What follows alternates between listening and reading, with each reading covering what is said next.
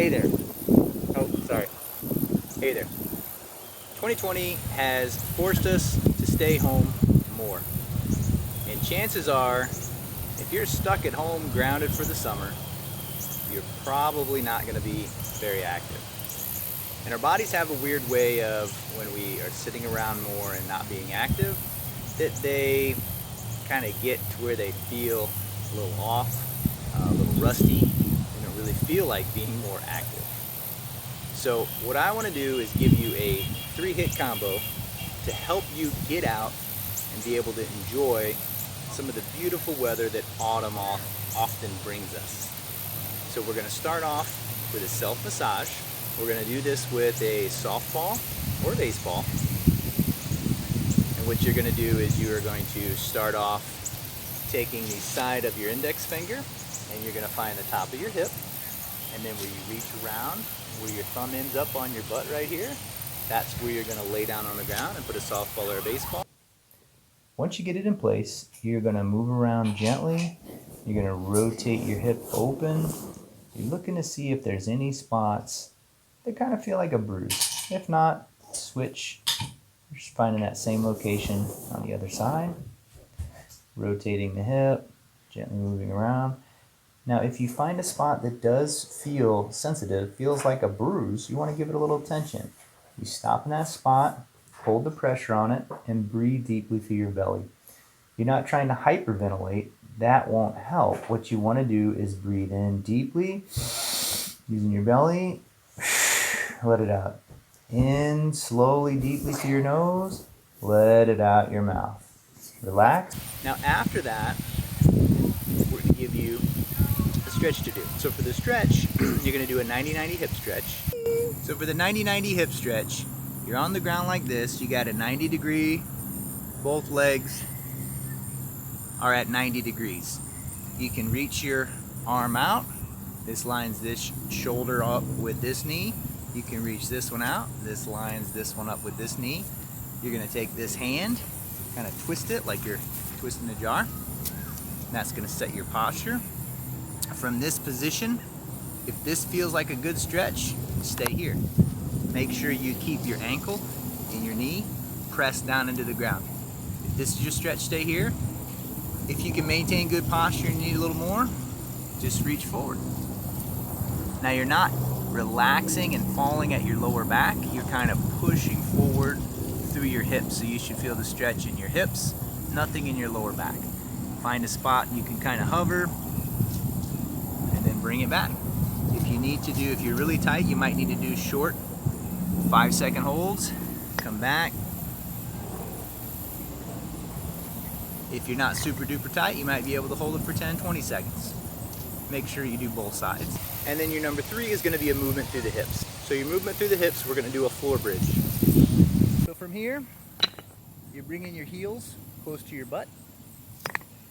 I want you to push your knees together, and then you're going to push up. You're trying to have a straight line with your knee, your hip, and your shoulder. I like to have hands up, so you're not using your arms, you're using your hips. Or I like to tense up here, so I'll kind of jab my fingers in my midsection to make me tense up.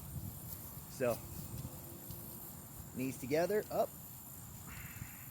Knees together, up. Knees together, up.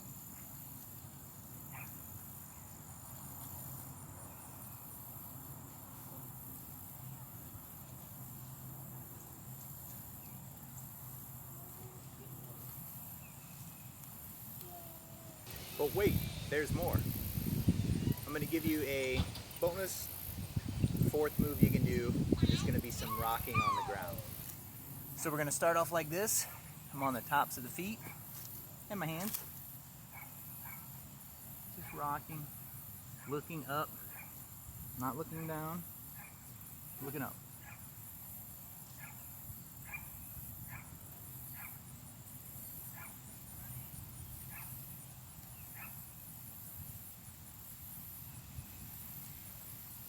Now if you do 20 of these and they feel pretty good, you can try tucking the toes underneath.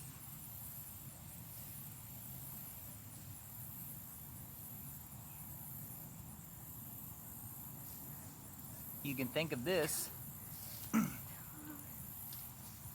as a gentle squat.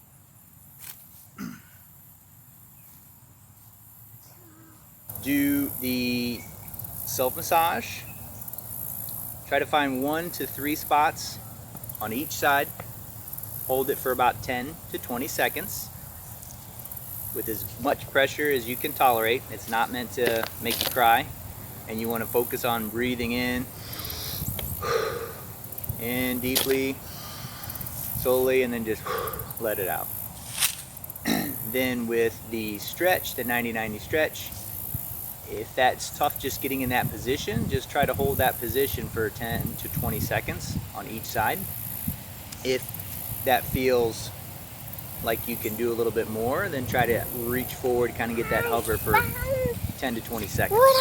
And then with the bridges, work on doing 8 to 12 really good bridges. If you need to, some people cramp up. Don't do it to the point where you cramp up. If you need to break those reps, do 6 and then take a little break and then do the other 6, that's perfect too. And then with your rocking, you want to make sure that you're doing somewhere around 20 to 40 rocks. If you need to start off with that ankle relax and doing it on the top of your feet, hey, that's what your body needs, do that. If you can tuck your toes under, hey, that's what your body needs, do that. So work on doing all 4 of those drills every day for 1 week.